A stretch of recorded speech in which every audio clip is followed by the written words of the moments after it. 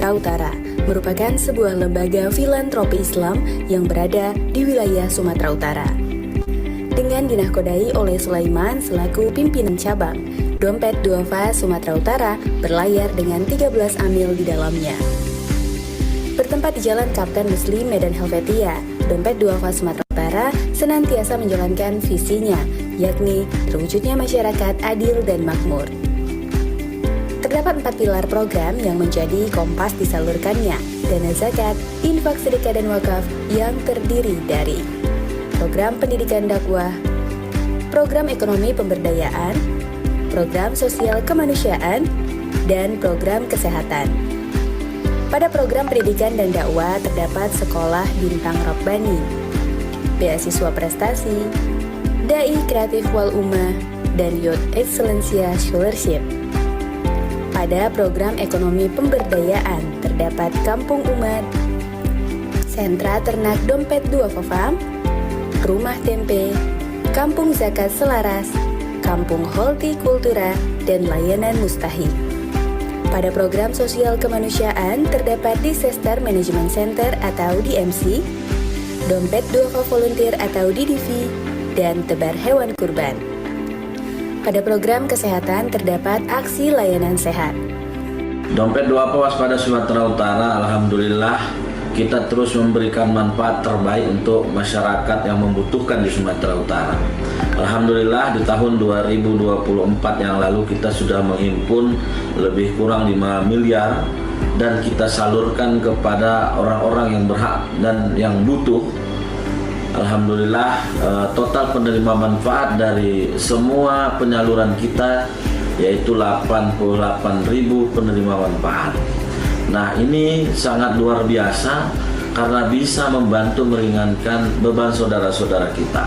Bahkan kita tidak hanya membantu dari sisi konsumtif, tapi juga Dompet Duafa berusaha bagaimana meningkatkan perekonomian para mustahik dengan menyalurkan bantuan-bantuan yang diberikan secara produktif. Ya, seperti bantuan menjahit, bantuan mesin jahit dan sebagainya. Nah, ini salah satu bentuk komitmen kami untuk terus meningkatkan perekonomian para mustahik yang ada di Sumatera Utara. Bahkan kita punya program peternakan yang terus membantu mustahik, buruh-buruh tani untuk bisa menjadi peternak dan menjadi pengusaha ternak, dan kita harapkan bisa meningkatkan perekonomian keluarga mereka masing-masing. Hingga kini, Dompet Duafa Sumatera Utara terus berkomitmen menebar kebermanfaatan dengan memperluas titik sebaran manfaat di sejumlah wilayah yang ada di Sumatera Utara.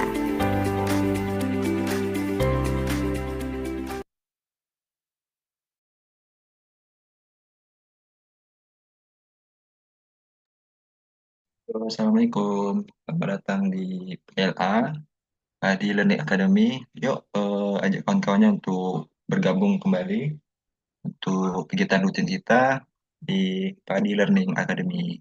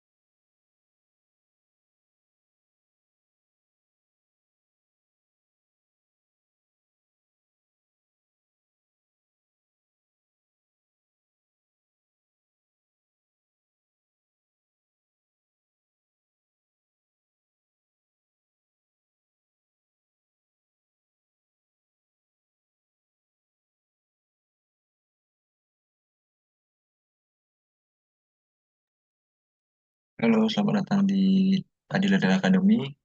Yuk ajak kawan-kawannya untuk bergabung di kegiatan pagi hari ini, di acara pagi hari ini.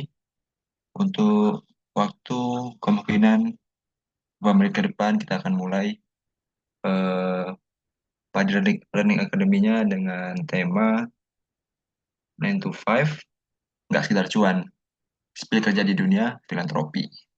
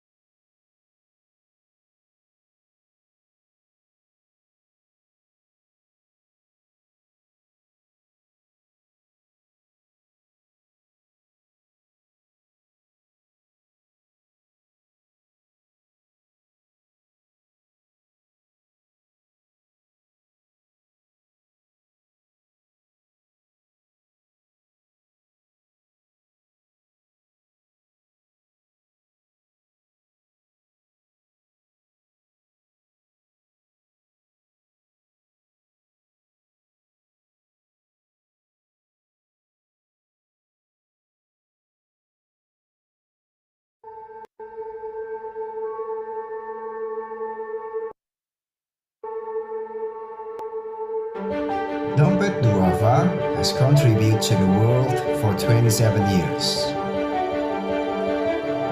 Now, in the year of 2020, Dompet Duafa will be always with you, collaborating together in alleviating poverty.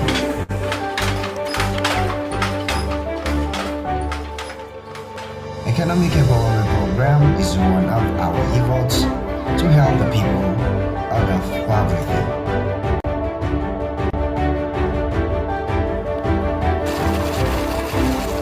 We increasing on their sides,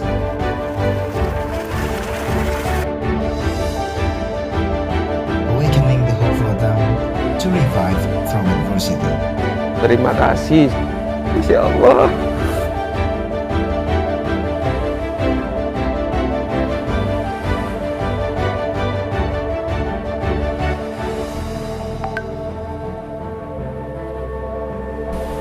Providing chance for them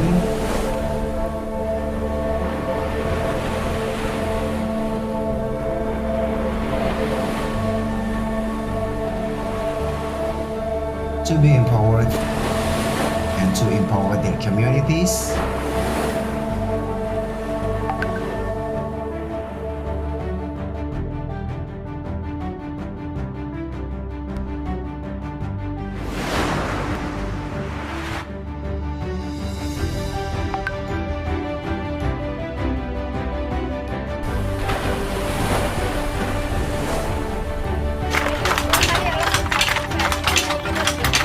Setelah adanya Dompet Duafa, saya bisa merangkul teman yang lain. Alhamdulillah, dari yang mereka cuma ngomong bisa berkarya. In the future, Dompet Duafa will always be part of the world civilization that promote peace and self-reliance. Because collaboration is the only way to enhance the world peace.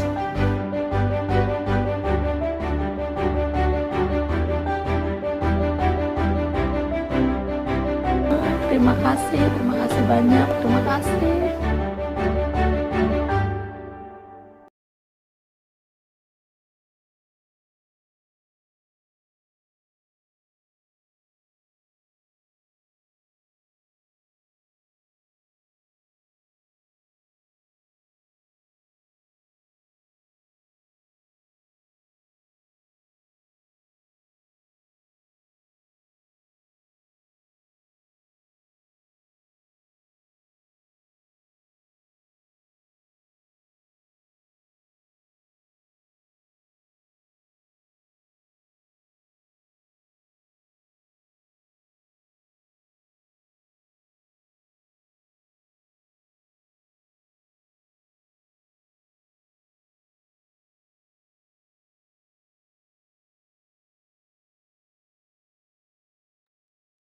Ya, selamat datang di Padi Learning Academy. Yuk untuk ajak kawan-kawannya untuk bergabung ke Padi Learning Academy karena acara pagi yang berbahagia ini akan segera kita mulai.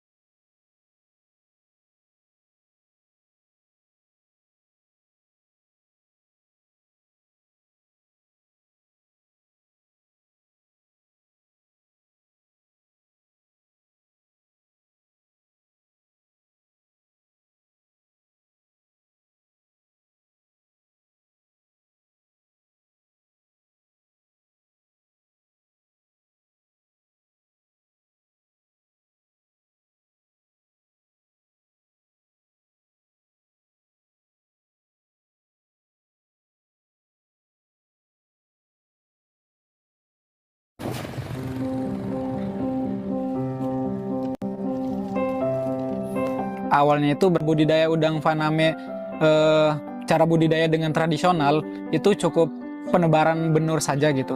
Setelah itu ya sudah tidak usah diberi pakan atau treatment gitu, sehingga produktivitasnya itu kurang. Sedangkan kalau kita budidaya dengan sistem intensif dengan bioflok itu produktivitasnya meningkat. Bahkan survival rate-nya bisa di atas 80%. Setelah 2 tahun berjalan ini, alhamdulillah kita sudah ada 3 penerima manfaat secara langsung, tetapi kita juga kurang lebih ada 10 penerima manfaat secara tidak langsung. Karena dalam setiap panen, setiap parsial, kita melibatkan banyak masyarakat sekitar juga untuk terlibat dalam panen di udang faname ini. Kadang kerja, kadang nggak, namanya juga kuli bangunan kadang ya paling juga kalau ada pekerjaan tuh ya biasanya dapat ya kalau 1 minggu ya 300 gitu. Ya alhamdulillah kalau di Panami ya alhamdulillah ya bisa biayai anak sekolah jajan gitu. Anak saya kan 3, 1 SMP, 2 masih PAUD, kembar tuh. Alhamdulillah, Dompet Duafa selama ini sudah memberikan kami modal usaha untuk tambak udang faname ini supaya tetap beroperasional. Nah, modal tersebut dialokasikan untuk sewa lahan, pembelian mesin, pembelian kincir, termasuk juga pembelian alat untuk pembangunan kolam. Ya, makasih pada Audi Dental ya atas kerjasamanya. Berkat ya Audi ini ya ekonomi saya sama keluarga itu lancar. Oke. Saya mengucapkan banyak terima kasih kepada Audi Dental karena sudah memberikan kepercayaan penyaluran zakatnya kepada program Dompet Duafa Udang Faname ini, karena alhamdulillah dari program tersebut berdampak banyak untuk masyarakat sekitar. Jadi masyarakat sekitar punya pendapatan gitu untuk menghidupi kebutuhan sehari-harinya.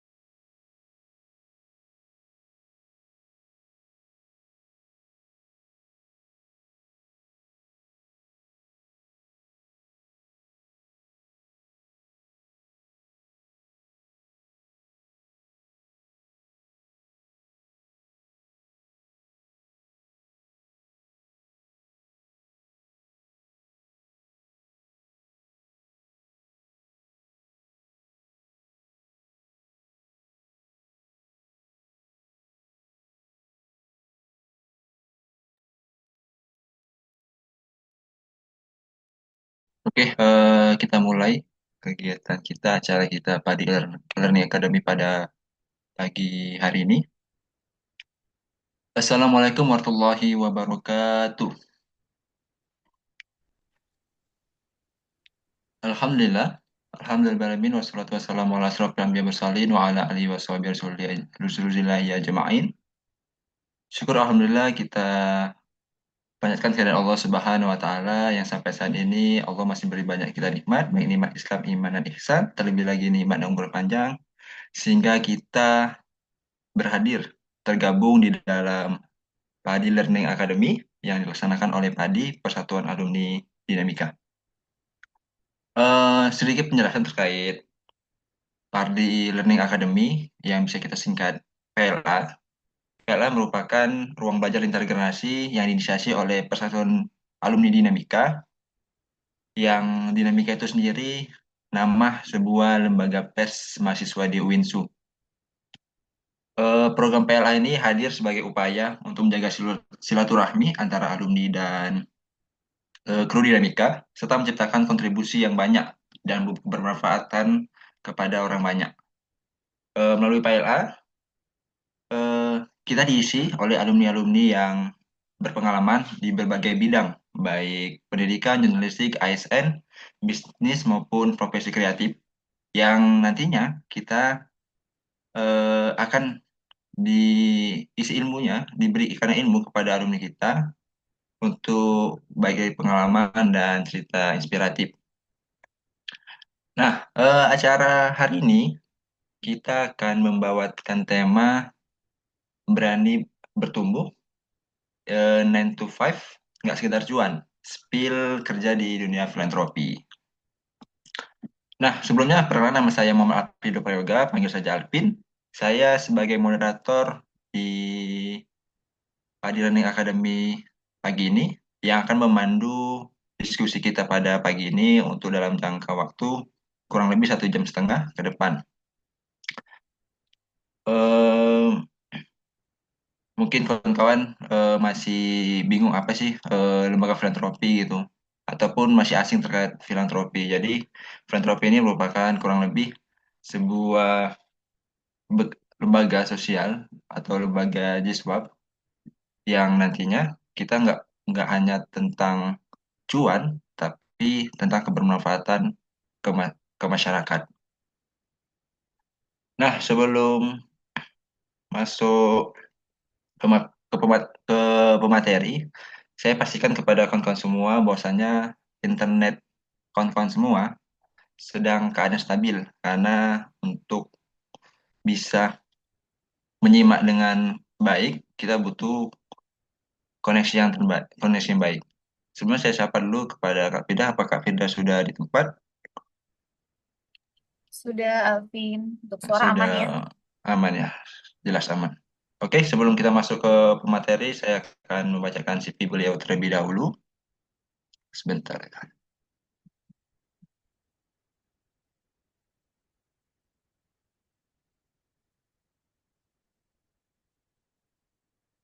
Oke, pemateri kita pagi ini adalah dengan Kak Firda. Nama panjangnya Firda Adida Syukri. Beliau itu merupakan lulusan sarjana ilmu komunikasi yang fokus di bidang penulisan dan public speaking. Berpengalaman di bidang content writing atau copywriting, dan serta di dunia public speaking seperti MC, host, storyteller, dan voice over. Pengalaman beliau sebagai marketing komunikasi di Dompet Dova Sumut di Desember 2019 sampai sekarang. Wow, sudah lama juga nih ya.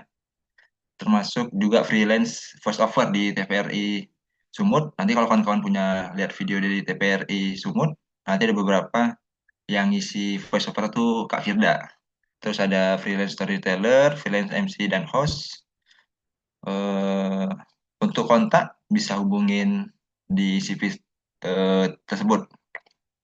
Nah, tanpa berlama-lama, kita masuk aja materi kita, yakni ialah dengan judul 9 to 5, nggak sekedar cuan, spill kerja di dunia filantropi. Kepada Kak Firda, saya persilahkan. Baik, terima kasih Alvin. Suara kakak terdengar ya, jelas? Dengar ya, aman ya suaranya, Alvin? Oke, jelas.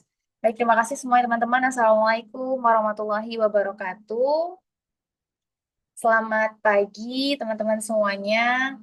Mudah-mudahan teman-teman semuanya dalam keadaan sehat walafiat ya. Pertama-tama saya ucapkan puji dan syukur kepada Allah, pada pagi hari ini kita dapat berkumpul ya untuk sharing sifatnya, karena ini tentunya bukan yang paling baik yang akan saya bagikan karena ini berdasarkan pengalamannya. Teman-teman, saya juga mengucapkan terima kasih sekali nih udah menyempatkan waktunya di pagi hari ini, yang dimana seharusnya orang pagi-pagi di hari Sabtu nyantai ya, mungkin masih bergelut dengan selimut atau bersantai lah ya, namanya juga hari Sabtu, tapi teman-teman bisa menyempatkan waktunya mendengarkan webinar kita yang diadakan oleh Padi Learning Academy. Sedikit kembali saya perkenalkan, nama saya Firda Dinda Syukri. Teman-teman bisa menyapa saya dengan nama panggilan Firda, Kak Firda. Saya bekerja di Dompet Duafa saat ini sebagai marketing komunikasi, sebagaimana sudah dijelaskan Alvin tadi sebelumnya.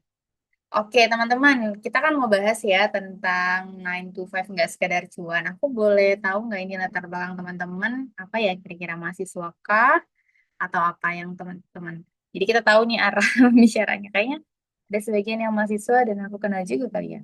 Boleh di kolom chat mahasiswa atau ada yang kerja sebagai apa gitu saat ini. Boleh teman-teman berbagi di kolom chat. Ini nih teman-temannya. Wah, ada yang akunting. Ada yang udah ambil juga ya. Emang orang filantropi nih. Ada yang mahasiswa pendidikan. Gitu juga ya. Oke. Ada yang mahasiswa, ada yang udah kerja juga ya. Wah, jadi accounting nih ikut gabung luar biasa nih kayaknya. Oke, baik teman-teman. Kita boleh share melalui materi ya. Mas Alvin boleh dibantu. Jadi dengan berbagai latar belakang, memang seperti tema yang udah disampaikan, kita lebih ke spill ya gimana kerjanya di dunia filantropi, biar teman-teman mungkin tahu sedikit orang-orang di dunia filantropi itu kerjanya ngapain gitu ya. Oke, Vin, boleh deh dilanjut. Oh iya, Mas Yasbi masih mahasiswa ya. Oke, kita mulai ya teman-teman pengantarnya di dunia filantropi ini. Teman-teman, tadi sedikit juga udah diantarkan oleh Alvin ya. Dunia filantropi ini bekerjanya nggak sekedar menghasilkan uang teman-teman, tapi juga tentang menciptakan dampak sosial yang positif.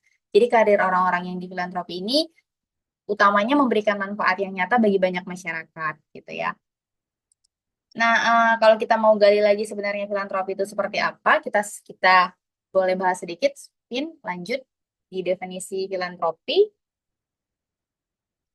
Oke, filantropi itu adalah dunia kerja yang didedikasikan untuk memberikan manfaat dan dampak sosial. Biasanya ini terjadi di organisasi yang NGO, kayak lembaga zakat, yayasan, dan corporate CSR. Dan mereka ini berjalannya berpegang prinsip teguh dengan impact ya daripada profit. Ini yang menjadi titik pembedanya gitu. Contoh organisasinya seperti apa? Boleh ini dilanjut. Contoh organisasinya itu ada Dompet Duafa. Kebetulan saya sendiri di Dompet Duafa ya. Terus ada Rumah Zakat, ada Lembaga Perlindungan Anak LPAI, ada Greenpeace, kalau ini yang internasional ya. Terus ada UNICEF juga dan lain-lain sebagainya. Itu yang mereka bergerak berdasarkan tujuannya non-profit. Fokus dan prinsip utamanya seperti apa nih? Oke, di dalam dunia filantropi fokus utamanya adalah memberikan manfaat bagi masyarakat. Kalau teman-teman yang kerjanya mungkin 9 to 5, udah pasti ada yang dikejar profit ya, laba. Tapi kalau orang-orang yang bekerja di dunia filantropi ini lebih utamanya prinsipnya menciptakan dampak positif. Jadi nggak sekedar mengejar keuntungan finansial. Dalam pekerjaan ini tentunya menuntut komitmen ya. Tadi ada juga yang sebagai accounting tuh, udah pasti daily-nya beda sama orang-orang yang filantropi ya. Nah, kalau yang filantropi ini kayak fokus utamanya tadi memberikan manfaat kepada masyarakat. Biar lebih jelas lagi kita lihat perbandingannya gimana. Perbandingan korporasi dan filantropi. Nah, ini bisa terlihat perbedaannya jelas dari tujuan dan fokus kerjanya, teman-teman. Di korporasi, misi utamanya itu adalah memperoleh keuntungan dan ada target penjualan gitu ya. Nah, sementara di filantropi, fokusnya itu kebermanfaatan dan dampak sosial gitu. Jadi di dunia filantropi tujuannya jelas berbeda, ya kan? Ada dua tujuan yang memiliki tujuan berbeda fokus utamanya. Jadi kalau di korporasi sangat biasa dan lumrah untuk mengejar profit, tapi kalau kita di sini di orang-orang filantropi utamanya nggak bisa berjalan untuk profit dulu, kita malah kayaknya dibalik nih sistemnya. Mungkin kalau di korporasi goals utamanya gimana bisa mendapatkan profit, tapi sedangkan orang-orang yang di filantropi itu gimana bisa memberikan dampak ke masyarakat. Berangkat dari masalah yang ada di masyarakat itu apa, seperti itu. Lalu kalau dari jalur Mas Alvin aman? Oke, jalur karir dan kompetisinya ya. Nah, ini juga jelas nampak perbedaannya teman-teman kalau di korporasi yang pada umumnya, perusahaan umumnya memiliki jalur karir yang jelas ya, kompetitif, ada imbalan finansial, semakin naik karir, jenjang karirnya, terus eh, posisinya lebih baik, tentu saja pasti gajinya lebih besar imbalan finansialnya. Sementara kalau di filantropi itu menawarkan jalurnya lebih fleksibel sih teman-teman. Hari ini teman-teman misalnya yang kerja di filantropi bisa di divisi A, mungkin di beberapa kesempatan kemudian bisa di divisi yang lain dan tidak menutup kemungkinan di dunia filantropi ini bisa bergilir terus nih. Nah, jadi meskipun kita di satu divisi A, kita itu juga dituntut dengan menguasai posisi di divisi-divisi yang lain gitu. Jadi sehingga perbandingan yang mencolok juga di karir filantropi itu dapat memberikan kepuasan tersendiri. Ada orang yang mengejar kepuasan, dia bisa belajar banyak hal gitu. Di filantropi ini seperti ini. Kalau karir tadi yang di korporasi, mungkin lebih jelas arah strukturnya ya. Mereka itu karirnya lebih jelas dan kompetitif satu arah. Oke, lanjut. Kita ke imbalan dan makna kerja. Boleh dilanjut Mas Alvin? Oke, imbalan dan makna kerja. Nah, teman-teman, walaupun gaji di filantropi itu mungkin nggak setinggi di perusahaan besar gitu ya, imbalan dan ada satu hal yang mungkin nggak bisa dirasain orang-orang yang nggak kerja di filantropi itu adalah imbalan emosional dan spiritualnya yang sangat berharga, teman-teman. Bekerja di dunia filantropi itu memberikan dampak yang positif bagi masyarakat, memberikan kepuasan yang tak tertandingi, yang kayak orang-orang bilang nggak bisa dibilang lah, no word gitu. Ada perasaan-perasaan yang kita hanya bisa rasakan ketika kita kerja di filantropi. Berbeda dengan orang-orang yang kerja di korporasi dengan job desk utamanya yang goals-nya tadi itu misalnya target pencapaian sendiri, finansial dan lain sebagainya. Sementara orang-orang yang di filantropi ini berkenaan dengan masyarakat ada imbalan emosional dan spiritual yang sangat berharga yang nggak bisa dirasakan kalau orang-orang itu nggak bekerja di dunia filantropi. Makanya bekerja untuk memberikan dampak positif pada masyarakat itu memberikan kepuasan yang tak tertandingi, teman-teman. Ini hanya bisa dirasakan sekali lagi hanya orang-orang yang mungkin bekerja berkenaan dengan masyarakat langsung. Salah satu contohnya orang-orang yang bekerja di filantropi. Nah, imbalan lainnya lagi itu apa? Di sini tadi seperti yang saya katakan, kesempatan untuk berkontribusi pada proyek itu membuat pekerjaan ini menjadi lebih bermakna.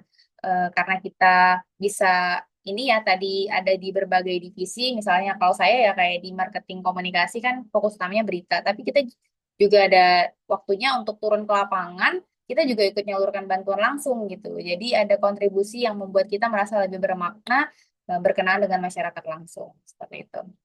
Oke, lanjut Alvin. Alvin, mohon maaf ya. Kecepatan nggak ya kalau ngomongnya? Alvin, aman? Kalau mungkin. Nanti lebih ke sharing aja mungkin ya ke teman-teman kalau kira-kira terlalu cepat. Kita lanjut ke yang ketiga tentang realita dan tantangan di filantropi. Nah, meskipun ada sebagian orang yang anggap, gampang lah kerja berarti ya di filantropi itu gitu ya. Bukan berarti nggak ada tantangan yang nggak dihadapi. Di dunia filantropi ini kan tantangan seperti gaji utamanya ya, jadi menjadi tantangan tersendiri. Nggak semua orang sih teman-teman mau bekerja di dunia filantropi bersedia menerima gaji yang tidak terlalu tinggi, karena kalau dunia filantropi ini sudah pasti gajinya tidak bisa lebih tinggi ya daripada yang bukan tidak bisa, kemungkinan gajinya tidak lebih tinggi daripada orang-orang yang korporasi yang mungkin kerja BUMN yang sangat jauh berbeda ya, atau karyawan-karyawan lain swasta lainnya. Di filantropi ini jelas bisa dibilang gajinya itu bisa lebih rendah kan dibanding dengan korporasi yang lain. Walaupun mungkin nggak terlalu jauh bisa jadi, Tapi tidak mungkin bisa lebih besar gitu karena ada catatan-catatan di dunia filantropi ini yang menjadikan orang-orang yang bekerja di filantropi tidak bisa memiliki gaji yang besar.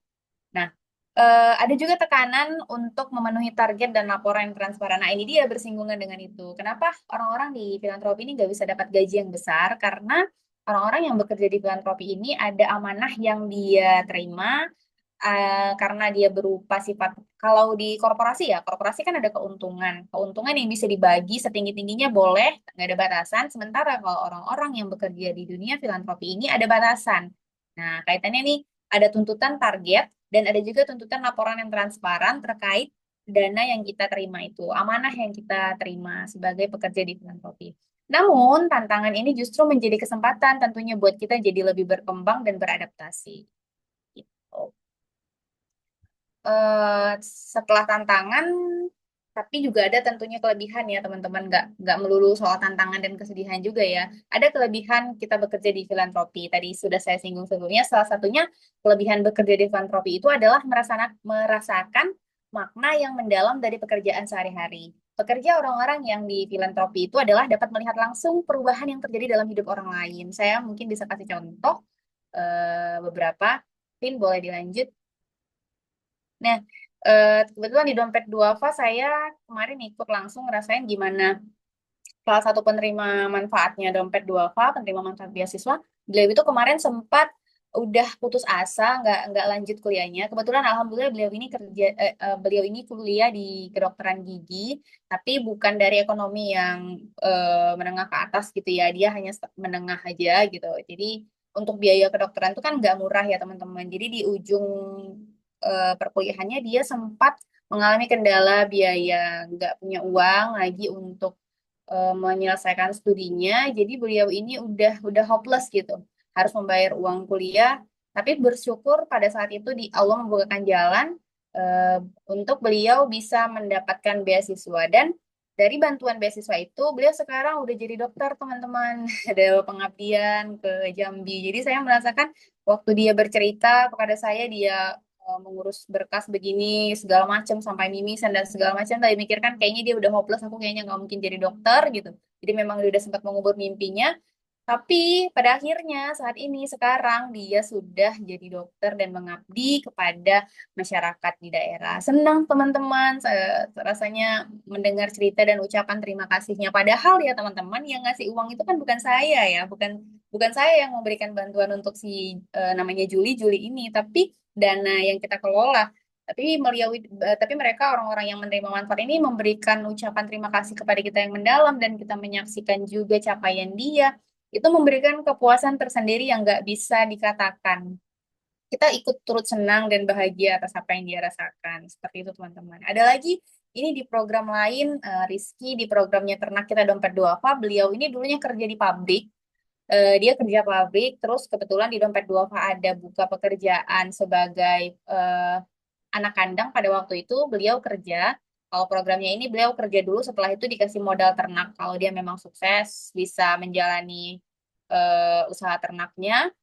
Jadi ini dia dulu bekerja, terus dikasih modal kambing, dan sampai sekarang teman-teman dia sudah punya kambing sampai kemarin yang terbanyak di 40 ekor. Dari yang awalnya dia nggak punya kambing ya, belum pernah sama sekali usaha bisnis itu, dia sekarang udah punya. Bahkan dari hasil eh, dia bisnis ternak itu dia sekarang buka jualan lagi yang lain dari keuntungannya itu. Jadi senang sih teman-teman, itu kayaknya rasanya nggak bisa terbayarkan gitu yang mereka rasakan. Ada lagi cerita lain teman-teman, waktu itu saya ikut tahun 2020 pertama kali saya bergabung untuk menyebarkan hewan kurban.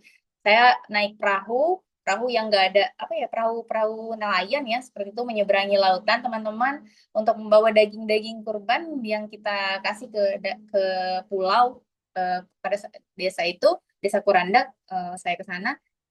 Jadi ketika saya sampai ke sana tuh mereka, ibu-ibunya saya dengar, aduh bumbu saya udah selesai masak gitu, bumbu saya udah saya siapkan, dagingnya saya tunggu-tunggu. Jadi mereka itu memang benar-benar semenunggu itu kedatangan kita, bantuan yang kita berikan, dan karena mereka benar-benar orang yang membutuhkan gitu. Jadi ada kepuasan tersendiri yang nggak bisa kita ceritakan kalau orang lain itu nggak ada di posisi kita gitu. Itulah orang-orang yang bekerja di filantropi. Ada kepuasan tersendiri yang mereka bisa rasakan gitu. Nah, itu tadi contoh-contohnya dan masih banyak lagi tentunya contoh-contoh lain karena di filantropi ini ada program-program yang berbeda ya, teman-teman.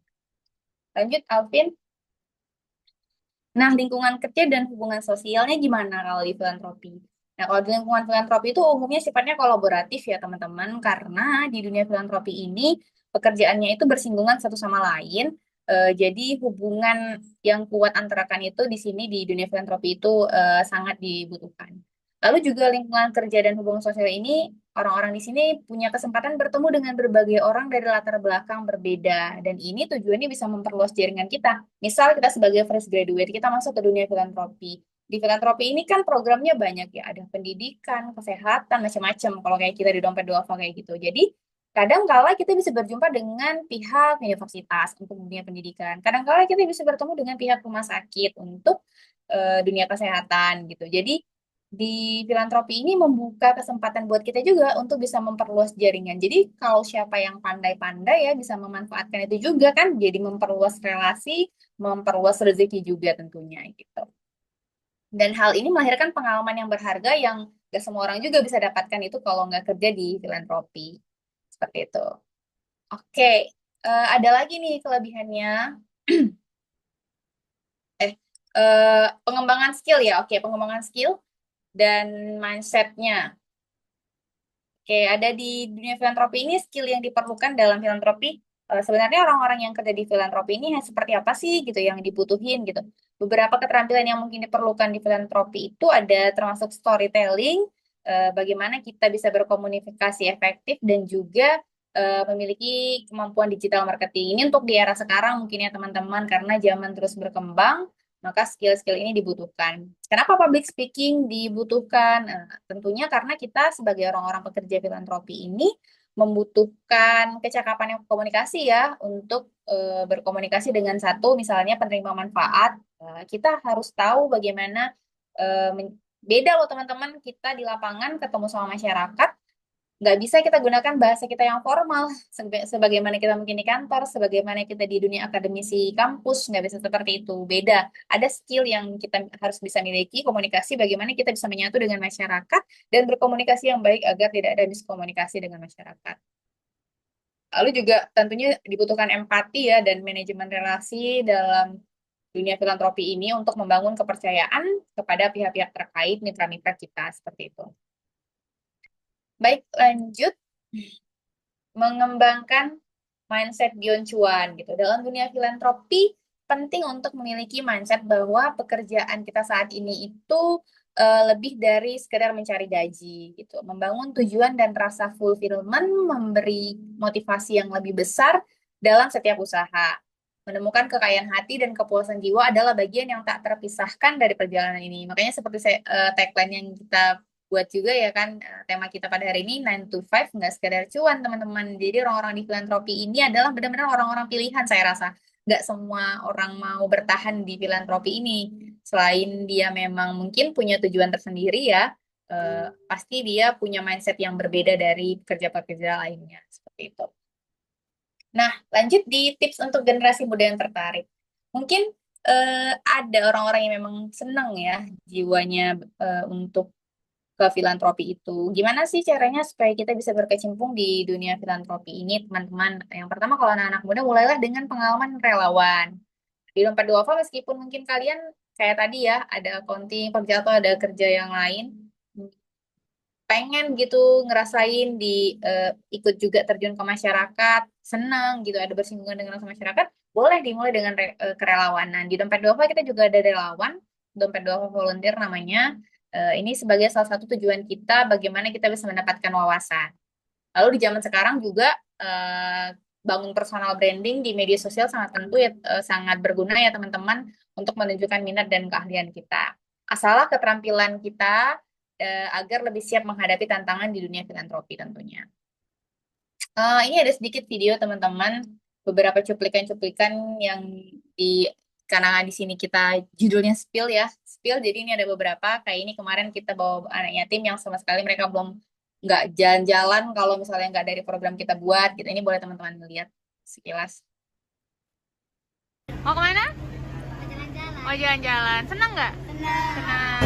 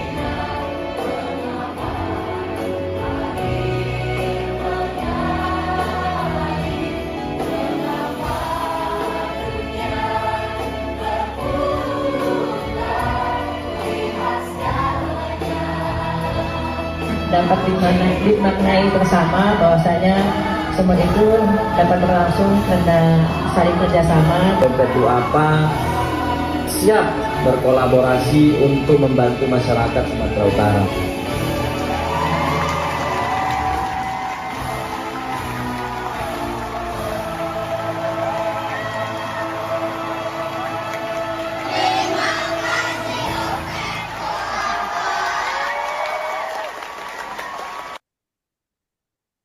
Nah, itu tadi yang kita bawa anak yatim. Kalau ini dia ada orang yang ini kita waktu bawa siapa ya? Dia lulus buat bisa sekolah di Bogor. Kita ada beasiswa full, jadi kita antarkan beliau ke bandara. Boleh di-share. Nganterin siswa, Smart Excellencia, perwakilan Medan.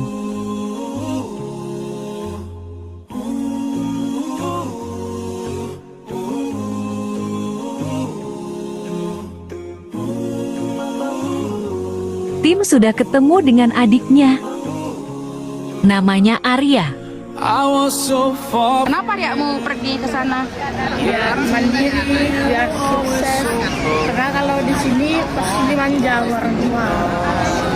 Jadi kalau di sana pasti bisa mandiri lah.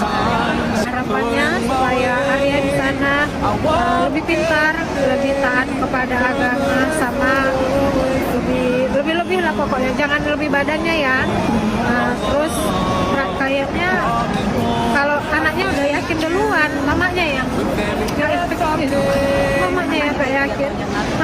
Anaknya udah yakin sejak masuk kelas 5 udah nanya-nanya sama gurunya. Bang, pesan mama, abang bilang, Mas, pesan mama di sana, abang sholat yang rajin lah, ikuti perintah ustadznya, jangan lupa berdoa.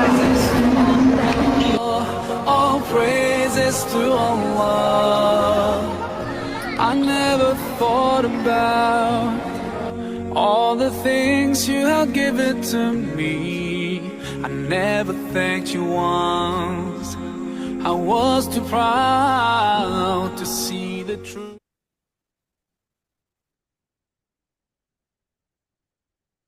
Dan ini perjalanan juga ada ya. Kita buat aksi layanan sehat. Ikuti perjalanan kita yuk, ngadain aksi layanan sehat ke Desa Jaring Halus. Dari dermaga kita bertolak ke Desa Jaring Halus menggunakan sampan. Untuk menyeberang memakan waktu sekitar 45 menit. Karena ini aksi layanan sehat, kita gerak bareng tenaga kesehatan di Kecamatan Secanggang. Tiba di Desa Jaring Halus, kita akan disapa dengan pemandangan ikan asin yang sedang dijemur. Dan ini merupakan salah satu usaha warga di sana. Lanjut untuk ngadain kegiatan, kita menuju ke kantor desa tempat diadakannya acara. Ini dia kantor desa Jaring Halus. Nantinya ada 100 peserta yang ikut kegiatan ini.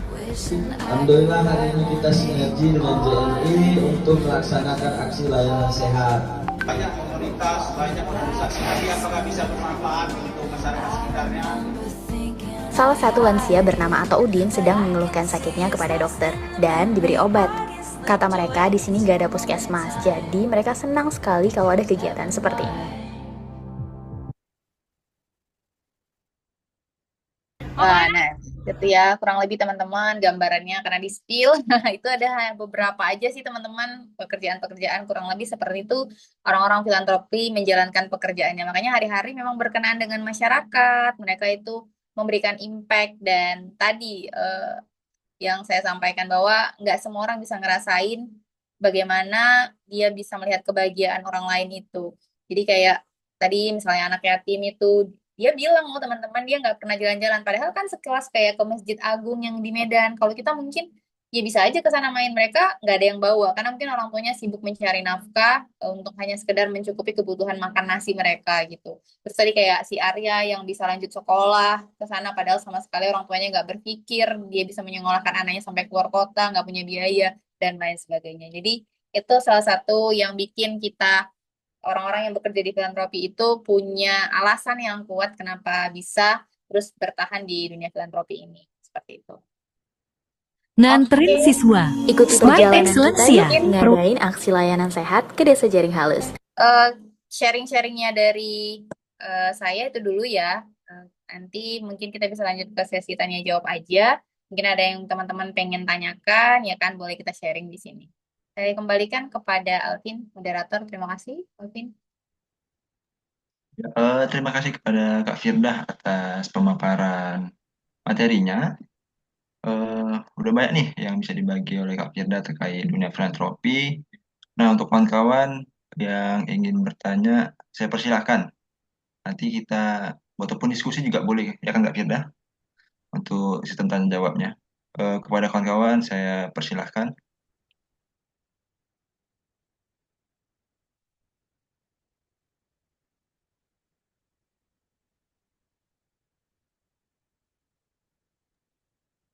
Ataupun kawan-kawan malu nih, mau langsung Nggak bisa on cam kali ya. nggak bisa on cam, bisa dari chat juga boleh. Kita terima pertanyaannya. Mungkin di sini ada Pak Fadlan, Anissa Priani, Putri Nadia, Aulia Ramadhani, ataupun siapapun yang mau bertanya saya persilahkan. Tadi ada yang mahasiswa, terus ada juga yang udah kerja ya di accounting. Tapi kayaknya ada yang keluar, ada yang masuk lagi. Iya, ada beberapa. Yang keluar sih.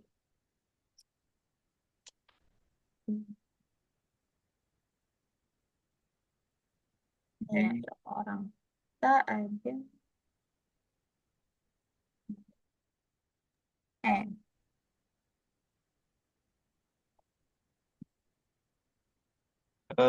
Saya spill nih, untuk kawan-kawan semua, kita akan memberikan reward untuk 3 penanya terbaik nih. Yuk, siapa duluan nih yang mau bertanya? Saya persilakan.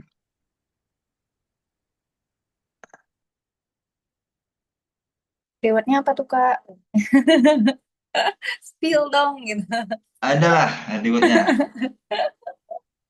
Biar penasaran, ayo bertanya dulu. Kayaknya mungkin teman-temannya nih udah kayaknya udah ahli semua. Ya karena memang sifatnya sharing ya Vin ya kan benar juga jadi nggak ada yang Bu ini kalau kali ini tema yang dipilih dari Padi Learning Academy bukan yang sifatnya how to bagaimana cara untuk mencapai sesuatu nih enggak sih teman-teman ini memang lebih ke sifatnya sharing. Ada yang teman-teman mungkin pengen tahu di dunia filantropi ini yang seperti apa. Kemarin kita seperti itu sih memang tujuan di tema kali ini.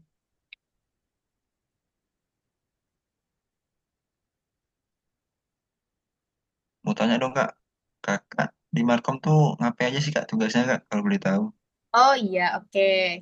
Sembari ya, kalau di marketing komunikasi di Dompet Duafa itu, kalau di beberapa perusahaan lain, marketing komunikasi itu fokusnya lebih ke target penjualan langsung ya. Misalnya, kita langsung kasih contoh aja, misalnya satu brand, ada produk kecantikan, di marketing komunikasinya itu udah pasti dia ikut langsung terjun mencapai target penjualan gitu kan, mencapai target penjualannya dari dalam bentuk copywriting. Nah, kalau kakak sendiri sih di Dompet Duafa dia nggak fokus langsung untuk mencapai penghimpunan atau donasi, tapi ada cakupannya juga di bagian PR media. Jadi karena di filantropi ini tadi kayak saya katakan di beberapa peran juga harus bisa gitu ya di marketing komunikasi itu juga sifatnya saya pekerjaannya ada membuat publikasi berita untuk ke media-media terkait kegiatan-kegiatan di Dompet Duafa. Tujuannya apa?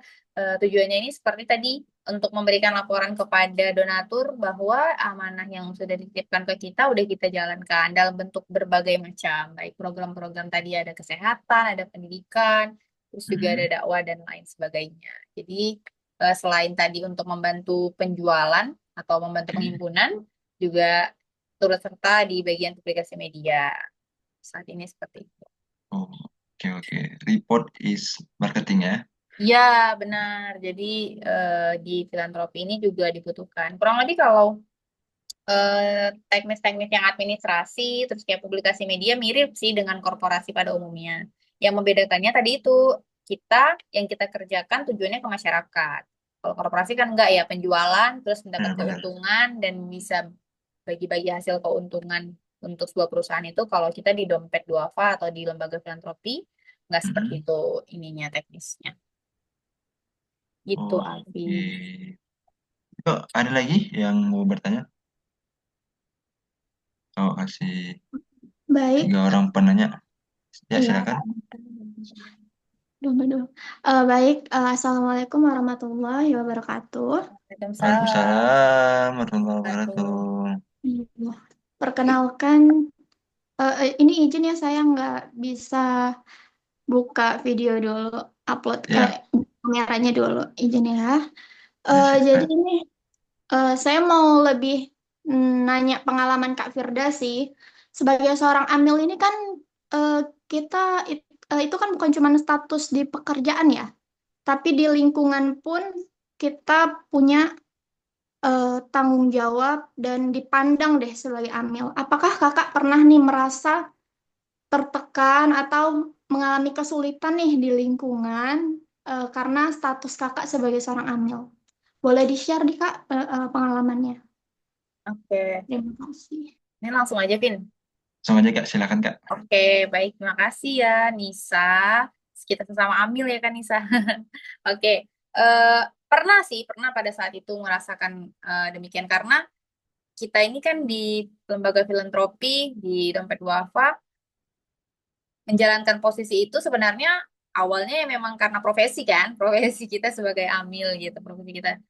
Tapi kalau saya sih menyikapinya pribadi justru itu menjadi apa ya? Jadi kompas sih, kompasnya kita. Sebenarnya kita nggak pengen kayak gitu, tapi karena itu profesi kita jadi benteng sama kita. Tentunya juga kalau kita mengambil positif thinkingnya ya, husnuzon sama Allah ya mungkin itu cara Allah bagaimana untuk menjaga kita gitu ya. Kalau misalnya kita pengen berbuat yang tidak mungkin kan orang taunya kita sebagai amil yang dari lembaga gitu ya kan. Nah, jadi kalau saya sih menyikapinya pertama tadi tanya pernah mengalami seperti itu, tapi saya jadikan itu sebagai kompas sih, tentunya itu berpikiran positif dan menjadikan profesi saya itu sebagai anugerah aja gitu, nggak dijadikan sebagai tekanan gitu. Karena kan yang kita pilih ini juga jalan kebaikan ya.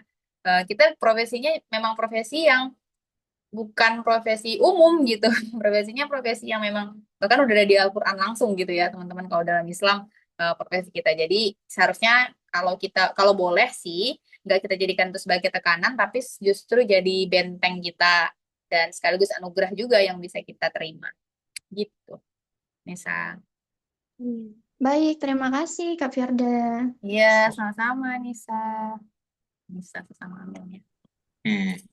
Terima kasih juga Kak Nisa untuk pertanyaannya. Ini Kak ada pertanyaan nih Kak di kolom komentar. Saya coba bacain ya Kak. Wah, panjang.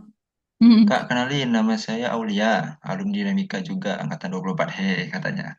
Mau nanya Kak, sebelumnya ketika Aul masih kuliah pernah jadi volunteer event di BM3 dan volunteer fundraising di Yayasan Al-Majri dan pernah jadi tim konten di Tongkrong Dakwah. Jadi memang sejak kuliah tertarik di filantropi karena ya senang aja gitu lihat orang senyum atau terbantu sama kitanya gitu. Mungkin Aul concernnya lebih ke bidang keuangannya karena saat ini Aul sebagai accounting di sebuah perusahaan. Jadi mau tanya ke situ Kak, karena tadi udah juga sempat singgung, tapi di bagian salary tim filantropi. Mungkin ini bisa rahasia perusahaan waka-waka. Ini gimana, Bu? Bukan aku Panjang ya? ngomong. Apa? Maksudnya gimana? Aku Panjang ya? komen. Panjang dia nih. Kalau di bidang filantropi, sistem untuk pembagian plot operasional berapa persen dari hasil funding, terus yang disalurkan ABCD itu gimana sih Kak? Mungkin. Oh, ini poin Oh, pertanyaannya sistem untuk pembagiannya itu gimana gitu ya? iya dari Untuk uang. profesional berapa persen? Benar-benar. Ya, bisa langsung dijawab Kak. Oh, oke. Benar-benar. Kalau Aulia ini kerja di lembaga filantropi juga gitu ya? Tapi sebagai accounting? Dulu Kak Iya dia bukan? volunteer. Di sini Masih ada kita di nggak ada ruang. volunteer. Oh, waktu dia volunteer dulu. Oh, volunteer Sekarang dulu. kerjanya? Di perusahaan F&B katanya Kak. Di accounting juga. Oke. Tapi ini ya. Tapi dia pernah gitu ya? Oke. Pernah Di jadi perusahaan volunteer di filantropi. Oke ya. Oke teman-teman. Pertanyaan Aulia tadi ya pembagian. Iya benar teman-teman. Kayak tadi saya kan ada singgung sedikit. Kenapa sih orang-orang yang bekerja di filantropi itu nggak bisa lebih besar gajinya daripada orang yang korporasi? Karena orang-orang yang berada di filantropi itu kan sumber dana yang dia jalankan itu seperti kayak dalam berapa zakat, infak, sedekah, dan wakaf. Persenannya itu berbeda-beda. Aul, kakak nggak bisa nyamaratakan Aul karena setiap lembaga itu beda-beda apa porsi ketentuannya. Walaupun dalam negara udah ada sih sebenarnya ketentuan Dewan Pengawas Syariah yang nasional, tapi bisa jadi itu ada kebijakan juga di setiap lembaga. Kalau di Dompet Duafa mengikuti Dewan Syariah Nasional, persentasenya tidak melebihi persentase yang sudah ditentukan. Mungkin nanti boleh sembari cari-cari teman-teman persentase pembagiannya itu berapa yang boleh diambil keuntungan perusahaan, berapa yang boleh diambil untuk operasional. Misalnya dari dana infak, sedekah, dan wakaf itu ada persentasenya yang nggak boleh sembarangan kita ambil dan tidak boleh melebihi gitu teman-teman. Sementara kalau tadi misalnya di korporasi kan bebas ya, keuntungan bisa dicapai setinggi-tingginya terus bisa dibagi hasilnya gitu. Kalau di filantropi nggak ada sih memang ketentuannya awal nggak bisa disamaratakan tapi karena ada berbeda dewan syariahnya juga gitu. Kayak misalnya kalau lembaga Islam kan jelas ya dari dewan syariah. Kalau kita mau tarik lagi filantropi juga nggak semuanya filantropi Islam kan. Ada juga filantropi yang general kayak yang internasional seperti tadi Greenpeace dan lain-lain itu mereka kan juga berjalan dari dana yang non profit dari hibah dan lain sebagainya ada sumber dananya ada persentasenya tapi berbeda-beda tidak bisa disamaratakan sih Aul kalau untuk persentasenya tapi memang benar ada mungkin Aul kemarin pas jadi volunteer sifatnya langsung bagi persentase ya gitu ya sifatnya ya berapa dapat langsung bagi persentase di lembaganya. Kalau di Dompet Duafa kita nggak seperti itu sih kalau volunteer itu kita fee-nya memang kita sepakati kayak fee operasional aja, nggak ada per persentase gitu di fee relawan. Karena kan kita bergerak dasarnya mereka ini memang namanya relawan ya, utamanya rela mendedikasikan untuk berkontribusi, tapi kita juga memberikan dia uang tidak berupa persentase, hanya lebih ke ada ketentuan lah misalnya kayak bekerja 1 hari dia dapat fee berapa seperti itu. Kita nggak bagi-bagi persentase. Kalau kita kolektif sifatnya itu terkumpul berapa dana, persentasenya keseluruhan dan itu membiayai operasional di lembaga itu kayak gitu. Gitu ya, Aul kurang lebih. Mudah-mudahan menjawab sih pertanyaannya. Gimana Aul? Udah pas? Oh, fee juga pas ya. Oke, berarti sama ya. Untuk relawan fee-nya flat juga kok Kak katanya. Sama. Saya pikir tadi kok dia bagi persentase ke relawan bisa membantu penghimpunan dapat sekian persen gitu. Saya kira seperti itu. Oke. Gimana Aul? Sudah pas pertanyaannya?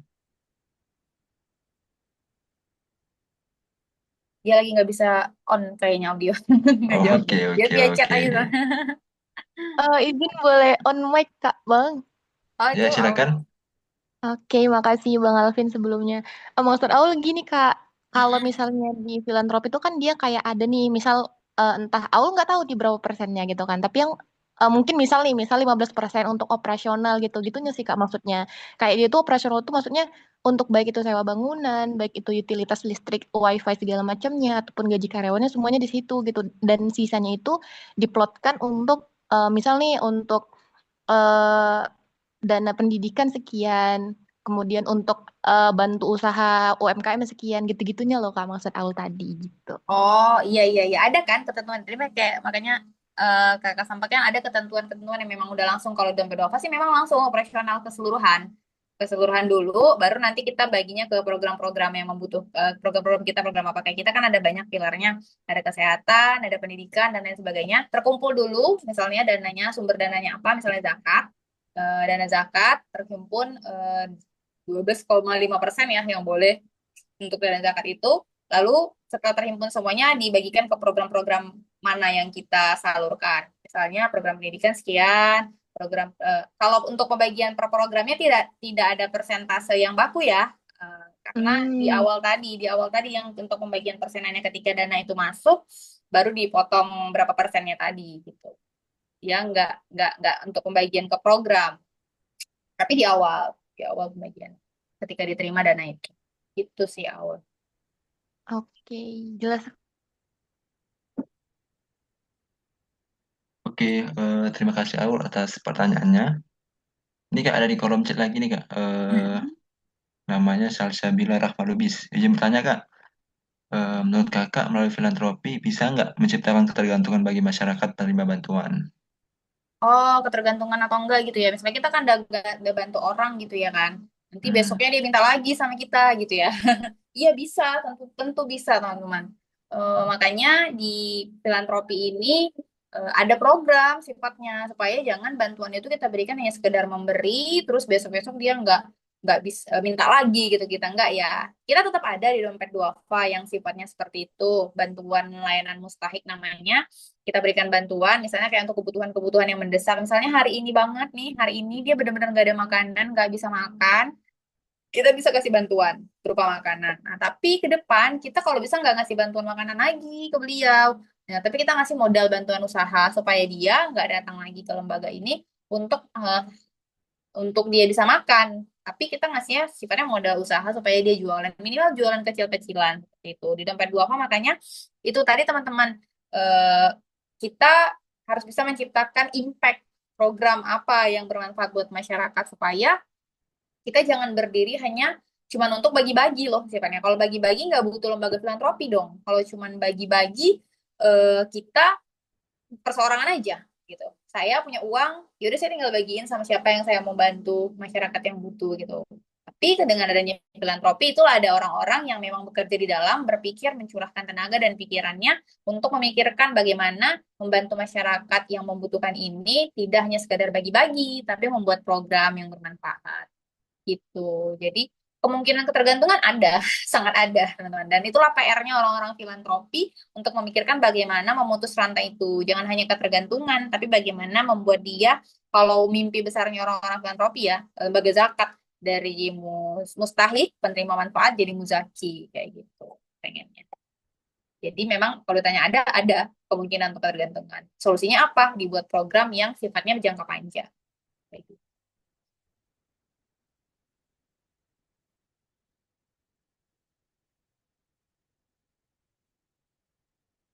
Alvin suaranya masih mute. Oke, terima kasih kepada Kak Fida dan Salsabila atas pertanyaannya terkait ketergantungan. Jadi kita fokusnya di program pemberdayaan. Lalu ada nih pertanyaan dari Audia Amanda. Assalamualaikum Kak, izin bertanya di dalam dunia filantropi yang Kakak alami, itu apa aja syaratnya yang lebih mendukung untuk bergabung dalam filantropi? Mereka tanya persyaratan nih Kak, biar bisa tergabung di dunia filantropi. Oh iya, tadi yang kita singgung sedikit ada komunikasi ya, skill komunikasi, terus ada empati. Teman-teman, kalau bergabung ke dunia filantropi ini sebenarnya nggak muluk-muluk sih teman-teman. Persyaratannya nggak sesulit bergabung untuk ke eh, mungkin pemerintahan ASN atau juga kayak eh, apa ya BUMN dan lain sebagainya. Nggak sesulit itu untuk cara bergabung. Teman-teman yang paling utama tadi itu punya mindset yang powerful ya, yang nggak semua orang punya gitu. Bahwa untuk masuk ke dunia filantropi ini jangan hanya berpikirkan cuan. Kalau cuan gak di filantropi tempatnya teman-teman, karena bekerja di filantropi ini gak sekedar cuan gitu. Ada makna yang dia cari yang semua orang nggak bisa rasain itu gitu. Jadi kalau tips secara teknis sama siapa tadi, Audina ya, sama Audina bukan ya namanya tadi, sama ya kurang lebih kalau teknis tergantung posisi. Kalau lembaga filantropi yang kayak dompet duafa, kita kan nanti misalnya open record nih, open record posisi apa? Misalnya posisinya accounting ya, tetap aja kamu sesuai dengan SOP accounting apa gitu ya, bisa menguasai kok apa Excel ya, nggak ada yang terlalu berbeda sih kalau untuk teknis, yang penting tahu posisinya apa. Nah tadi selain dari job desk utama kayak misalnya accounting tadi yang dibuka, harus bisa Excel tadi. Yang poin utamanya nggak mikirin soal cuan karena kerja di lembaga filantropi ini nggak bisa kita kaya, nggak membuat kita kaya. Di filantropi sangat nggak mungkin. Tapi teman-teman, kalau misalnya di filantropi ini memungkinkan untuk punya side hustle. Kenapa? Misal punya job sampingan, karena di dunia filantropi ini eh, nggak sebesar mungkin teman-teman yang bekerja di luar dari filantropi ya, tuntutannya sejauh ini yang saya rasakan. Kalau teman-teman punya peluang bisa side hustle, punya mendapatkan kerjaan sampingan, itu it's fine, bisa jadi balance ya. Mungkin kalau teman-teman mau nambah penghasilan gitu. Oke, terima kasih Kak Firda atas jawabannya. Gimana dia Amanda? Apakah sudah pas untuk pernyataannya? Ya, ada lagi yang ingin bertanya? Saya persilakan.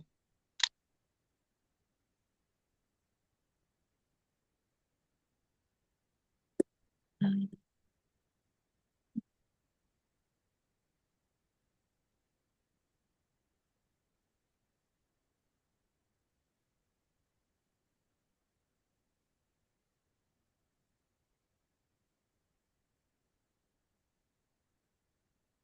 Oke, mungkin cukuplah Kak untuk diskusi kita pada pagi hari ini, karena memang kita ada 4 penanya. Nantinya akan ada. Apa tuh, Ini bagaimana mau, Pak? Ada yang nanti tanya? mau, oh ada nih pertanyaan nih. Oh, Novel enggak, Jaki, masih bisa gimana Novel bertanya Jaki? kan? Oh, dia nanya dulu, masih Ya, boleh nanya apa enggak? boleh, silakan. Ada Jaki mau bertanya? Boleh langsung lewat chat atau langsung aktifkan mic-nya.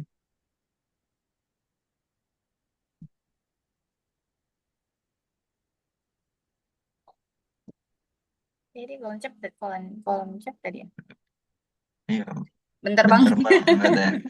Oke, Kira kita lagi di jalan atau Oke, gimana ya? saya tunggu 1 menit ya. Terbang. Kita lagi di jalan ya atau gimana? Iya, Alvin ya sesama eh, teman-teman juga tahu ya, Alvin juga di Dompet Duafa ya kan. Jadi Ya benar-benar. Alvin juga sama-sama pekerja filantropi.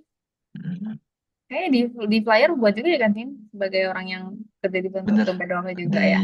jadi dompet duafa.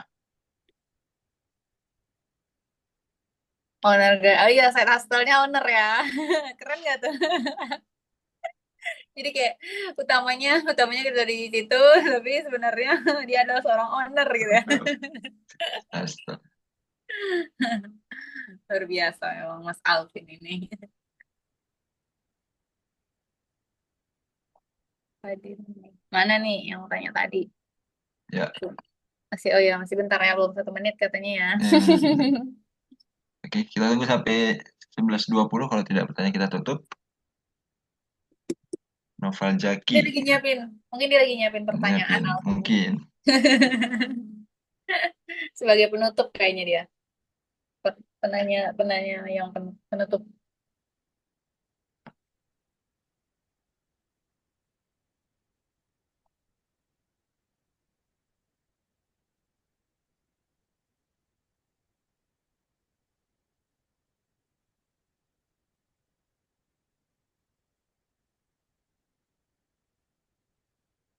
Kak, BTW, Dede di Sumut ada kata waspadanya ya. Oh iya, itu Vin, ada yang mau nanya tentang dompet duafa. Oh, Boleh. ada waspadanya gitu. Boleh Kak ceritakan sedikit Kak, Oh kenapa iya ada benar waspadanya? teman-teman. Ya sedikit ya kita nggak jelasin tentang dompet duafa karena secara general tadi filantropi. Karena saya kebetulan di dompet duafa, teman-teman secara nggak langsung juga jadi pengen tahu ya dompet duafa. Dompet duafa itu kita lembaga filantropi yang nasional teman-teman. Pusatnya di Jakarta.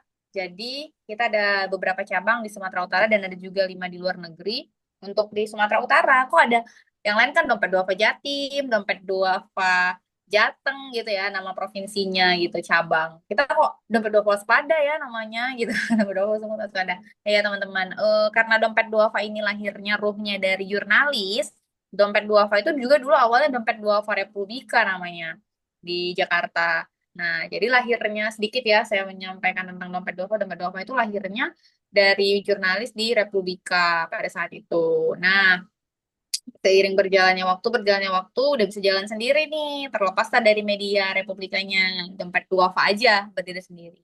Nah, kalau di Sumatera Utara juga sama. Dulu itu kita gandeng dari dompet duafa sama lembaga peduli umat. Lembaga peduli umat ini punya waspada. Namanya dulu lembaganya Peduli Umat Waspada. Dan dompet duafa yang dari pusat bermitra dengan peduli umat itu. Jadi kayak apa ya, dari dompet duafa pusat ke cabang terus bergabung dengan itu tadi peduli umat waspada, makanya bergabunglah namanya jadi dompet duafa waspadanya yang diambil. Nah, kalau sampai sekarang gimana Kak? Apa masih masih gabung tuh sama waspada? Masih, kita masih sama satu mitra sama waspada, tapi lembaga peduli umatnya itu udah nggak peduli umat lagi, udah full di dompet duafa pengelolanya gitu. Jadi kalau kita sama kok ada waspadanya gitu, memang masih masih satu rumah sih sama waspada, tapi di bidang itu di bidang sosialnya. Kalau terkait apanya media korannya ya waspada jalan sendiri sih harian waspada gitu ya teman-teman. Jadi kok ada dompet waspada apakah ini koran waspada gitu. Jadi ada silsilah sejarahnya gitu. Ahmad Fadlan semacam CSR yang diwaspada berarti ya Kak. Dibilang CSR enggak CSR sih karena dia menghimpun dana. Kalau CSR itu kan keuntungan kan, keuntungan dari orang waspada ya, keuntungan profit perusahaan. CSR itu profit profit dari perusahaan enggak, bukan profit dari perusahaan tapi tetap ada dana zakat, infak, sedekah dan wakaf yang dihimpun pada saat itu. Punyanya orang-orang di waspada. Nah ini Kak, Sama-sama, ada Fadlan. pertanyaan nih dari Novel Zaki. Akhirnya dia mungkin Siap juga pertanyaan juga agak pertanyaannya. panjang juga. Oke, Oke, oke. Novel Zaki. Jadi gini Kak, sekarang kita kan udah banyak tuh lembaga-lembaga kecil yang mulai terbangun. Apakah dengan adanya lembaga kecil yang baru memulai ini bisa menjadi salah satu kerugian bagi dompet waspada dalam mencari penghimpunan? Terlagi juga partisipasi, panjang juga ya. Mana tadi kehilang? Berdoa. Apakah dengan adanya lembaga kecil yang baru memulai ini menjadi salah satu kerugian bagi pedoman? Oh, kayak saingan gitu nggak ya? Gitu Ya, ya maksudnya benar. dalam mencari penghimpunan. Partisipasi Apalagi, masyarakat sudah mulai. Partisipasi masyarakat juga mulai kurang percaya sama lembaga Ziva Finika gitu. Apa tanggapan Kak Afila terkait lembaga kecil ini? Oh, jadi kayak ada satu, kita ambil lah ya satu contoh, ada lembaga kecil, dia baru mulai berdiri, terus ini jadi saingan apa enggak? Itu ya satu pertanyaannya. benar. Terus yang kedua, apa tanggapannya Kak terkait lembaga kecil ini? Masyarakat sudah mulai kurang percaya. Oh, udah gitu karena dia masih lembaga kecil, orang udah kurang percaya sama beliau gitu ya. Itu kurang lebih ya pertanyaannya dari Noval Zaki. Nah, teman-teman, memang kalau bisa, Vin langsung kakak jawab aja kali ya. Boleh gak? Silakan. Oke. Kalau pertumbuhan dari lembaga yang lain, apalagi dia masih lembaga kecil, kita nggak bisa ngatakan apa ya nggak bisa ngatakan saingan gitu, nggak bisa gitu karena PR-nya di lembaga filantropi ini terkhususnya lembaga zakat masih banyak teman-teman, masih banyak banget PR-nya sebenarnya. Nah, cuman memang belum bisa tercapai aja, belum bisa aja tercapai. Orang-orang kaya sebenarnya masih banyak sih di khusus kayak di Sumatera Utara karena kita cakupannya Sumatera Utara masih banyak. Tapi memang kita belum ketemu aja nih semuanya, belum terjangkau aja semuanya. Jadi kalau masih ada lembaga-lembaga kecil yang berdiri, mungkin dia punya strategi yang berbeda, ya bisa jadi memang keberadaannya itu justru membantu untuk menghimpun dana, nggak bisa jadi saingan. Gitu. Justru bisa jadi kolaborasi sih kalau kita di Dompet Duafa kan lembaga-lembaga yang baru itu bisa jadi mitra kita, mitra pengelola zakat. Karena dia masih lembaga kecil, dia belum bisa mengelola semuanya secara mandiri, bisa di bawah kita gitu, kayak sistemnya apa ya, binaan ya namanya gitu. Mereka mereka bisa jadi MPZ. Kalau bisa ya jangan jadi saingan lah, memang nggak jadi saingan tapi jadi mitra kolaborasi kita gitu. Karena PR-nya PR sama-sama untuk membangun kebermanfaatan di buka bumi ini ya, khususnya di Sumatera Utara gitu. Terus tadi apa tadi satu lagi? Apa Apa tanggapan tanggapan kakak? kakak? Oh, kalau misalnya Dia nggak amanah ya mungkin ya. tapi udah kurang amanah. Oh iya teman-teman, kalau untuk berdiriin lembaga zakat gitu, kita punya izin sih teman-teman, nggak bisa sembarangan kita berdiri aja gitu. Bisa sih, bisa, tapi ya dia namanya bahasanya jadi kayak ilegal gitu. Karena untuk menghimpun dana-dana ini punya izin dari pemerintah, dari izin Kemenak, terus izin dari Basnas, juga ada laporan kita ke sana gitu ya. Jadi nggak sembarangan sih kita bisa menghimpun dana. Mungkin kalau skupnya kecil antar warga RT ya, warga RT sesama saling sama-sama rela, sama-sama suka nggak apa-apa. Tapi kalau udah skupnya mungkin antar kecamatan dan udah masuk ke provinsi bahkan itu harus ada izinnya. Jadi nggak bisa sembarangan mendirikan. Ya wajar aja kalau orang udah nggak percaya ya kan, wajar sih nggak percaya gitu karena memang harus ada izinnya kayak gitu. Gitu. Noval Zaki ya kan, Noval Zaki ya. Ya bener kak, Novel Zaki. Ya, kurang lebih seperti itu ya novel Zaki. Ini kak ada pertanyaan lagi kak, masih penasaran nih kak, Aulia Ramadi Pane. Penasaran ya? Kemarin kan sempat heboh tuh dalam kasus ACT, ataupun misalnya kasus yang serupa gitu, berpengaruh nggak dengan rasa kepercayaan masyarakat dengan badan amil zakat? Kayak misalnya kasus ACT kemarin kak, Berpengaruh apa enggak sama rasa kepercayaan masyarakat terkait. dengan badan zakat? Iya benar-benar. Oke, kalau dibilang nggak berpengaruh, nggak mungkin nggak berpengaruh ya, pasti ada pengaruhnya. Jadi kayak orang mikir, orang yang ngerasa, aduh, uangku udah kuamanahkan nih buat dikasih manfaat ke masyarakat yang membutuhkan, tapi kenapa malah disalahgunain gitu ya bahasanya gitu. Pasti ada lah dampak pengaruh orang yang jadi, ada deh, mending aku nggak usah salurkan ke lembaga gitu. Ada pasti yang seperti itu pengaruhnya. Tapi sejauh ini kalau di dompet duafa kita nggak terlalu merasakan dampak yang signifikan, mungkin karena donatur-donatur kita udah lebih terliterasi ya teman-teman. Jadi dia mungkin menganggap kesalahan itu ya oknum gitu, yang berdampak kepada lembaganya gitu. Nggak bisa disamaratakan semua lembaga jadi seperti itu, teman-teman. Kalau dibilang berdampak ya ada dampaknya, tapi alhamdulillahnya nggak terlalu besar sih untuk dampak ke donatur ke masyarakat gitu.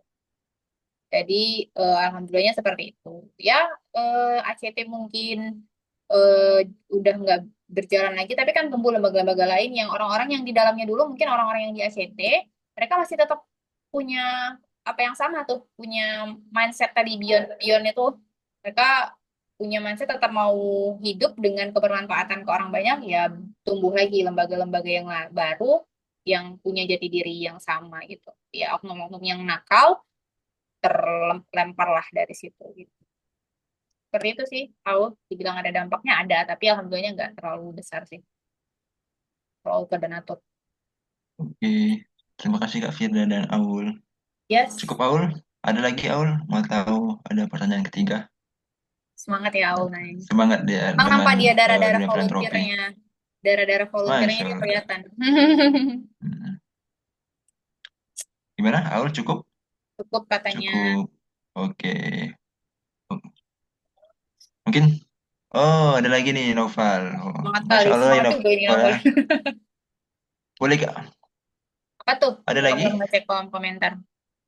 Oke, kita pertanyaan terakhir ya untuk Noval Zaki. Karena waktu sudah Udah menunjukkan mau setengah 12 juga ya. Oh ya kak, satu lagi di lembaga itu kan ya di lembaga itu mencari pengimpunan dari dana zakat, sedekah dan infak dan sebagainya. Nah, apakah di lembaga itu ada target dalam kurun 5 tahun atau 2 tahun atau mungkin paling rendah 1 tahun? Mau tahu jawaban dari Kak Firda? Oh, dia nanya target kak di lembaga apa? Oh, Rendah. target. Target biasanya tuh divisi fundraising ya. Orang-orang fundraising target.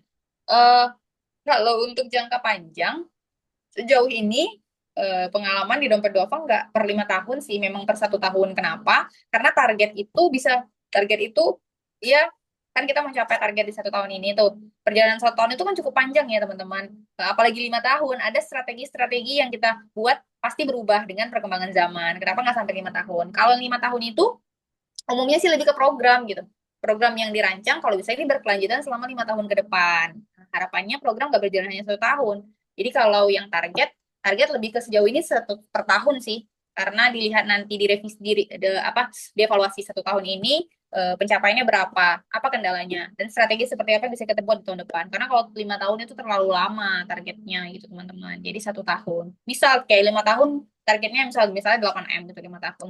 Tahu-tahu di tahun pertama udah tercapai 7M. Terus sisa 4 tahunnya cuma 1M lagi yang mau dicapai kan nggak mungkin gitu dong gitu. Jadi idealnya memang target itu dirancang per tahun sih 1 tahun. Tapi kalau program bisa dipikirkan untuk program apa yang berjangka panjang 5 tahun ke depan. Evaluasinya lebih panjang karena kan program berkelanjutan. Itu yang akan tujuannya kalau target kita 1 tahun sih. Oke, cukup Noval? Oke, terima kasih untuk Noval dan Kak Firda untuk pertanyaan sesi diskusi ini. Sebelum kita penutupan, boleh dong Kak closing statement dari Kak Firda terkait diskusi kita pada pagi menjelang siang ini.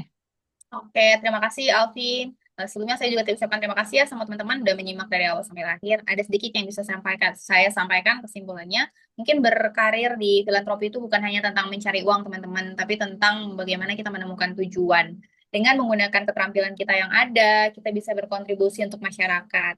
Mari sama-sama teman-teman kita bertumbuh dan memberikan dampak positif melalui dunia filantropi. Walau kerja kita 9 to 5 nggak bikin kita kaya, tapi kerja di filantropi itu bisa bikin kita kaya hati.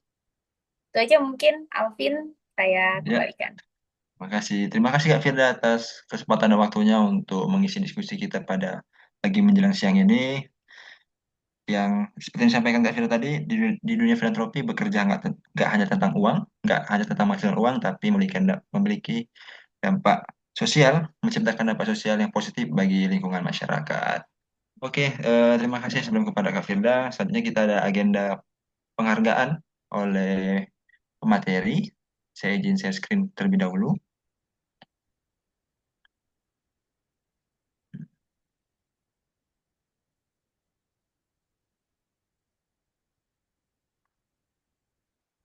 Oke, dengan ini saya serahkan penghargaan pemateri kepada Kak Firda.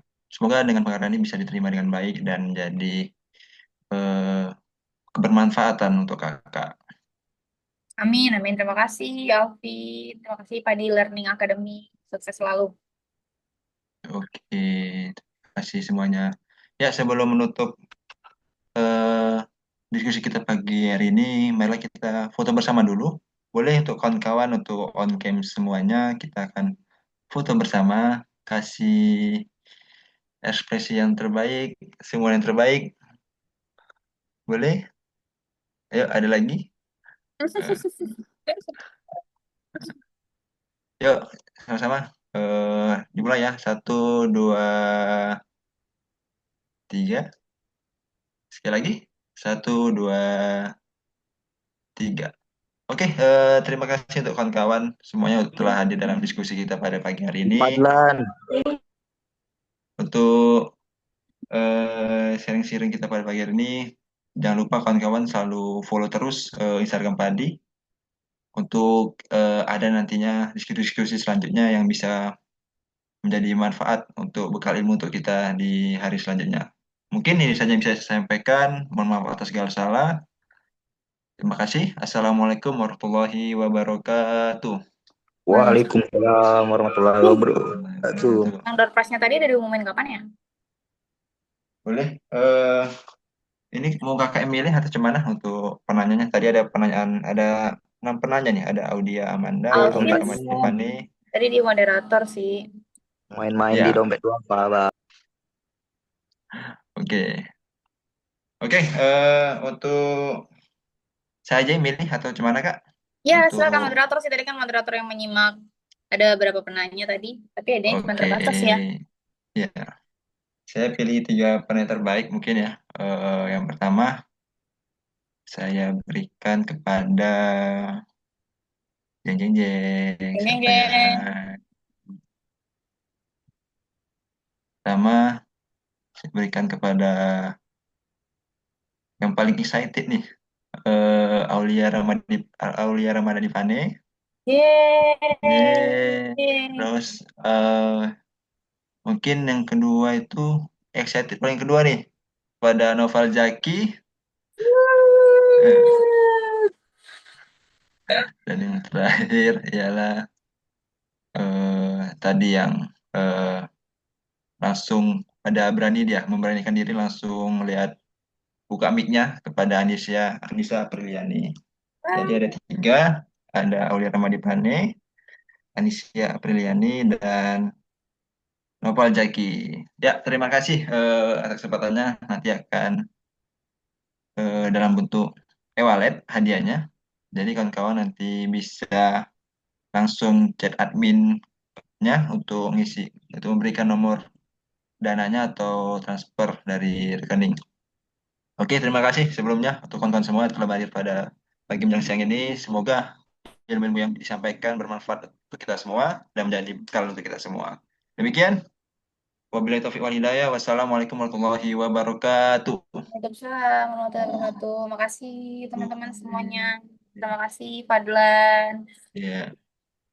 Kemarin, lalu Kelas kelas.